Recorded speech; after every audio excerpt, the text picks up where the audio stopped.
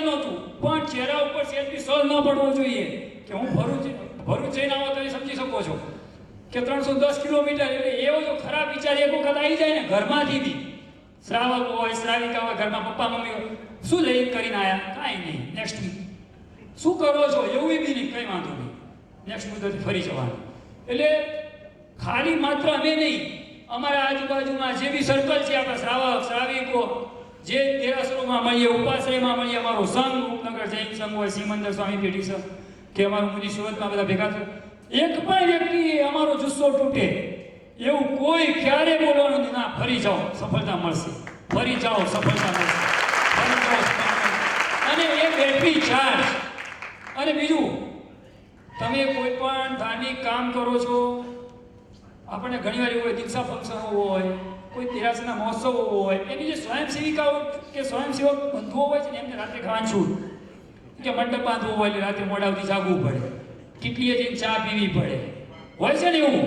ફરતા રાત્રે 2 વાગે મંડપ બંધ થઈ જાય, પછી રોડ ઉપર નીકળીએ કે રેલવે સ્ટેશને ચા મળશે, બસ સ્ટેશને મળશે. સમજી લેજો ક્યારેય કામ સફળ નહીં થાય. હું સ્પષ્ટ કહું છું, ભરૂચની અંદર અમને જે પણ લોકો આવે ને, હું સ્પષ્ટ કહું કે ચોવિયાને નોકાસી કરતા હોય તો જ કોર્ટમાં આવજો પહેલા, નહીં તો ઘેર રહેજો, કારણ કે આ કેસ ક્યારેય સફળ ના થાય છે. જે ચતુર્થ મહાવ્રતધારી લોકોના કેસ તમે ચલાવો છો અને એમના એક પણ સિદ્ધાંતોનું પાલન ના કરતા હોય, ચોથું વર્ગ તો તમે લઈ શકવાના નથી, તો બીજા 3માં તો તમારે કંઈક ને કંઈક તો કરવું પડે ને. એ ન કરો તો ક્યારેય સફળતા ન મળે, એટલું સમજી લેજો તમે. એટલે ગમે એવા અમે શાસનના કામ કરીએ છીએ, અરે બેઝિક તો કશું કરતો નહીં, બેસને ભાઈ ઘેર, બહુ તો શું થશે, મંડપનો કલાક લેટ પડશે, કાંઈ જરૂર નથી તારી, અમે ઘેર બેસ. આ સીધી અમારી થિયરી છે. અને એટલે જ અત્યાર સુધીમાં ભરૂચ હોય કે મહેસાણાનો સાધુજી મહારાજ સાહેબનો કેસ હોય કે ઘેટા બકરાના પાંજરાપોળના કેસ હોય, હું તમને ઉદાહરણ આપું કે અમે ડીસાથી ઘેટા બકરાનો ખટારો ભરીને નીકળેલો, અમે પોતે જ, આમ તો ટુકડી હોય 10, 12, 15 જણની રોકે, પણ અમે પોતે જ ફરવા નીકળેલા. જન્માષ્ટમીનો દિવસ આજે 2 વર્ષ થયા અને મોઢેરા રોડ ઉપર પકડ્યો. એ વખત બહુ તોરવા હતા ભાઈ, પોલીસ કેસ થયો, પંચનામું થયું, પાંજરાપોળમાં ઘેટા બકરા મોકલી દીધા. એને પકડી, ડ્રાઈવર તો પકડ્યો, પછી બીજા દિવસે કોર્ટમાં રજૂ કર્યું. એ એટલી ટણી અને દાદાગીરી કેટલી એની કે તમને જોઈ લઈશ. અને મોમેડન હોય એટલે આપણે થોડી બીક, જૈનના બચ્ચા છીએ એટલે સાવચેત, ડર નહીં પણ સાવચેત રહેવું પડે. 1 મહિના સુધી આપણે હાઈવે ઉપર સ્કૂટર લઈને નહીં જવાનું, રિક્ષામાં જઈએ, બસમાં જઈએ. આજે પરિસ્થિતિ એવી છે ને કે 2 વર્ષ કેસ ચાલ્યો ને હવે એ કે હું ધંધો સાહેબ બંધ કરી દીધો, તમે કહો તો પાંજરાપોળમાં 21,000 રૂપિયા આપી દઉં અને તમારા ગુરુ મહારાજ જોડે જઈને હાથ છોડું, મારે કામે નહીં કરું, તો મને છોડો તમે. આ પોઝિશન છે આ મોમેડનના બચ્ચાની. તમે આવો તો હું તમને લગભગ આ મુદત હોય, કોઈને મળવું હોય તો મને ફોન કરજો, હું તમને મળીશ. એવા હાલત કરી છે એની. 10 વાગે કોર્ટમાં બોલાવીએ, મુદત હોય એટલે આપણે તો 3:30 જ કહીએ કે સાહેબ 3:30 રાખો. 10 વાગે આવે એ દિશાથી 3:30 વાગ્યા સુધી બેસાડી રાખીએ.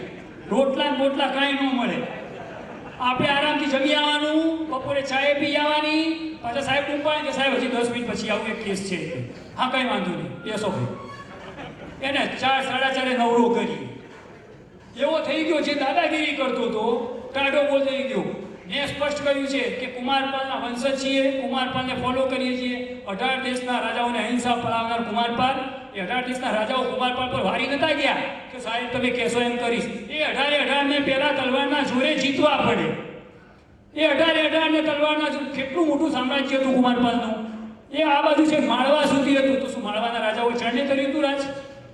ચરણે કર્યું હોય કે સાહેબ તમે કહેશો એમ કરીશું? પાટણનું રાજ બહુ મોટું છે, એમ ન થાય. એ તો તમારે પહેલા જીતવા પડે. કીડીને મારવાની નથી કારણ કે નિર્દોષ છે, પણ સમયાએ સિંહનો શિકાર કરવો પડે કારણ કે તમારી જાનનું જોખમ છે. ક્ષમા વિરસ્ય ભૂષણમની વાતો ક્યારે થાય? તમને કોઈ તલવાર લઈને મારવા આવે, એના ગળે તલવાર ખડાવી દેવાની અને પછી કેવું છે હવે માફ કર્યું. એને મોતની બીક લાગવી જોઈએ. આને માફી કહેવાય, આને માફી કહેવાય. સમજાય છે ભાઈ તને? હા સાહેબ, મારવો નહીં પડે, કદાચ અટકમાં મરી જશે, ગુનો લાગુ નહીં પડે. આ ખુમારી જોઈએ. હું તો ક્યારનો કહું છું કે સવારે નોકાશીમાં ખાખરા ખાવાનું બંધ કરી દો. ક્યારનો કહું છું ખાખરા ખાવાનું બંધ કરી દો. કારણ કે કુમારપાલના 18 દેશના રાજાઓને અહિંસાની વાતો યાદ રાખીએ છીએ, પણ એ કુમારપાલે 18 દેશો કેવી રીતે જીત્યા હતા એને આપણે ભૂલી ગયા છીએ. કૃષ્ણને વાંચીએ કે વાંસળી વાદક કૃષ્ણ યાદ રાખવા કરતા ચક્રધર કૃષ્ણને યાદ રાખશો ને તો ક્યાંય પાછા નહીં પડો. શાસનને ભૂલવાનું નથી. હું તમને કહું છું, આટલું બધું કરવા છતાંય નોકારસી અને ચોવિયારને ભૂલવાના નથી. કોઈ પણ સંજોગોમાં આટલા ભરું જઈએ છીએ પણ કોઈ દિવસ અમારા ચોવિયાર ચૂક્યા નથી. ક્યાંક ને ક્યાંક શાસનદેવ તમને સહાય કરે. વડોદરાના જયેશભાઈ ચુડકર, આજે મારે એમનો નામ ઉલ્લેખ કરવો પડે. જ્યારે બી ભરૂચની મુદત હોય, ઇવન ત્યાં સુધી કે ફોનમાં ના પાડી હોય કે આજે કશું વાપરવાનું નથી, તો એ માણસ એટલો અડધો થઈ જાય કે ના હોય છેવટે શ્રાવિકા જોડે ટિફિન બનાવીને રેલવે સ્ટેશન પર પહોંચાડવાની મહેનત કરે માણસ. એટલે આજે મારે જયેશભાઈ ચુડકરને યાદ કરવા પડે. ભરૂચથી જેટલી સાહેબ 29 મુદતો ભરી છે ને, બધી વખત ચોવિયારનો સમગ્ર લાભ અમારા જયેશભાઈ ચુડકરે લીધો છે. બધી જ વખત અત્યાર સુધી એક પણ મુદતને મિસ કર્યા વગર. અમારી મુદત ક્યારે છે ને એમને ખબર પડી જ જાય કે ના વિમલભાઈ તમારે ચોવિયાર તો અહીંયા જ કરવાના. હા ભાઈ આવ્યા છે, મળ્યા છે, જોડે જ હોય છે ભાઈ. જયેશભાઈનું નામ લઈએ પણ બધા જોડે જ બેસી ચોવિયાર કરાવે છે. જોડે જ બેઠા હોય, ના વાપરીએ તો પરાણે વપરાવે. કારણ કે ચોમાસું હોય તો તપસ્યા ચાલતી હોય, બ્યાસના હોય, એમને બધી ખબર હોય. આ જૈન શાસનને કોઈ નુકસાન પહોંચાડી શકે એવી કોઈનામાં તાકાત નથી, સમજી લેજો.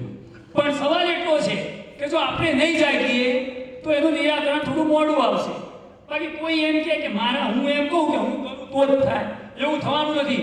વામાસા, જગડુસા, દયાસા, કેટલા નામો છે, અસંખ્ય નામો છે.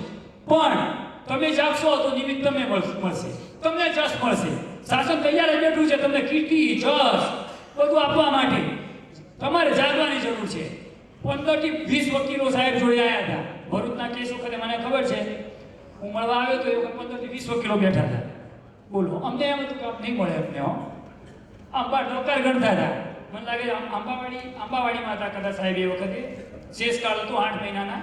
એ વખતે મળવા આવેલા અને 17 થી 18 વકીલો, વડોદરાના 2-3 વકીલ હતા, ભરૂચના બી હતા, બીજા બધા જુદા. અમને એમ હતું, અને એજ પણ નાની, બધા હતા સિનિયર મોસ્ટ. આપણને હાથમાં નહીં આવ્યા, જસ આપણને નથી. પણ નવકાર ગણતા હતા, બોલો અમે એ વખતે. અને અંદર ગયા સાહેબ જોડે 3-4 મિનિટ બેઠા. સાહેબ કે અમે તમને કહેવાય અને 1 કલાક પછી છે તો અમદાવાદમાં જતા અને મેસેજ મળી ગયા કે ભરૂચનો કેસ તમને આપવાનો છે. કેવું પુણ્યોદય અમારું એમ કે સાહેબ જોડે કોઈ પરિચય નહીં. કામ તો થવાનું જ હતું, મેં કહ્યું ને, કામ તો થવાનું જ હતું. પણ મેં કહ્યું કે આંબીર, નોકારસી, આ ચોવિયાર, આ એનો પ્રતાપ છે. કદાચ એ વકીલોમાંથી નોકારસી ચોવિયાર નહીં કરતા હોય, એ વકીલોમાંથી નોકારસી ચોવિયાર નહીં કરતા હોય લોકો. હું ગેરંટીથી કહું, નહીં જ કરતા હોય. નહીં તો આ કેસ તો કેટલા જૈનોમાં વકીલો કેટલા છે, ઢગલો વકીલો છે. એ કહેવાનો મતલબ શું છે કે તમે એવું પુણ્ય ઉપાર્જન કરો કે શાસનના કામો તમને મળે. કોઈ ટ્રસ્ટી બને છે એમને નથી મળતું. 400 લોકો હોય, 400માં એક જ ટ્રસ્ટી બને, 399 રહી જાય. કેમ? કોઈક પુણ્ય છે તમારું, કોઈક એવું કાર્ય કર્યું છે, કૃત્ય કે શાસન તમને સામેથી એમ કહે છે કે આ કામ તમે કરો. નહીં તો કામ તો થવાનું જ છે. તમને ક્યાંથી જસભાગ્ય મળે, તમને કીર્તિ કેમ મળી? તો એનું કારણ છે કે તમે સુકૃત્ય કરો તો તમારું પુણ્ય ઉપાર્જન બંધાશે. 17 રોહિત શાહ આવે કે 17 કુમારપાલ ચેટર્જી આવે, આ શાસનને કોઈ નુકસાન થવાનું નથી.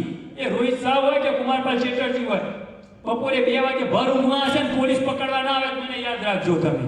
એના કારસ્તાનો બધા અમે ચીકરીમાં જ બેઠા છીએ કોર્ટમાં. એ ગમે તેમ અત્યારે ઊંઘતા હોય કે અમે દીક્ષા વિશે ગમે તે છાપી નાખીએ, જૈન શાસન વિશે ગમે તે છાપી નાખીએ, તમને અમે ઊંઘવા દઈએ એમ?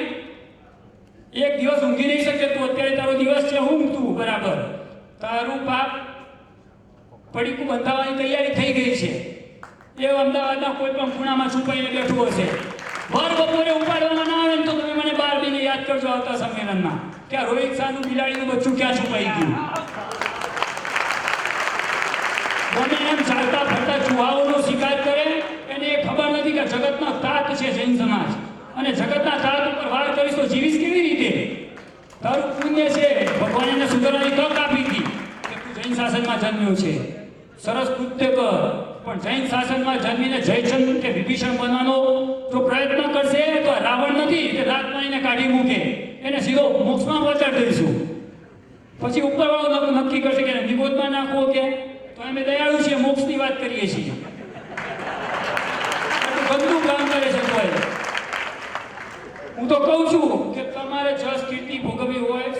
કરો, સારા કાર્યો કરો, સાથી ભગવંતોની સેવા કરો. અને હું હજી કહું છું, ચોવિયાર નોકારથી ના કરતા હોય તો શાસનના કોઈ કામ હાથમાં ના લેતા, નહીં તો નિષ્ફળતાનું કલંક લાગશે. એટલું ધ્યાન રાખજો, કારણ કે સફળ નહીં થાય. ચોવિયાર નોકારથી આંબીલ, અમે આજ સુધી ઘેટા બકરાના પાંજરા પોલની કોઈ પણ મુદત હોય આંબીલ કર્યા વગર કોર્ટમાં પગ મૂકવાનું જ નહીં. વાત છે, કારણ કે આંબીલ તમે કેસ જીતતા જ નથી, એ આંબીલ જ જીતે છે. એ આંબીલ જ કેસ જીતે છે, તમે જીતતા જ નથી. અને એટલે તો ઘરે આવીએ ને એટલે ઘેર આંબીલ કર્યું છે ને એટલે ખબર પડી જાય કે ઘેટા બકરાનો જ કેસ હશે. ઘરે બી ખબર પડી જાય કે ઘેટા બકરાનો કેસ હશે, અને કહી દે ક્લિયર કે આજે ફેસલો આવી જ જશે. અને એવું બનેલું પણ છે કે એક બે વખત આઈપીએલ મિસ થઈ ગયા ને એમ કે ચલો ને આજે જઈએ સીધા, તો મુદત જ પડી હોય. આ તો પછી એમ થાય કે ખરેખર પુણ્ય હતું એટલે ડિસિઝન અનફેવરમાં ના ગયું, નહીં તો આંબીલ ન કરો તો અનફેવરમાં જઈ શકે. પણ કુદરતની હજી કૃપા છે, ચલો માણસે ભૂલ કરી છે ને એને મોકો આપો એટલે શાસન જે મોકો આપે અને આ મુદત પડે. પણ લાઈટ તો થઈ જ જાય કે કેમ મુદત પડી, કારણ કે તમે આંબીલ નહોતું કર્યું. દેરાસરની ચોરીના કેસ હોય કે સાધુ સાધુને રંજાડવાના કેસ હોય. અમારા મહેસાણાવાળા બેઠા છે, હજી એમને બી ખબર નહીં હોય. અમારી સામે એક મમતા કરીને દુકાન છે, એક જ દિવસ એ નાલાયકનો બચ્ચો સાહેબ બેઠા છે ને આવું બોલાય નહીં. ગુસ્સો એટલો આવ્યો છે મને માણસ ઉપર કે મારા બ્રિજેશભાઈએ મને ફોન કર્યો કે ચાલો સાધુજી મારા સાહેબના ઉપાસની આવે આખું કપડાં કાઢીને નાવા બેસે. બોલો, કપડાં કાઢીને નાવા બેસે અને બે શરમની હદ.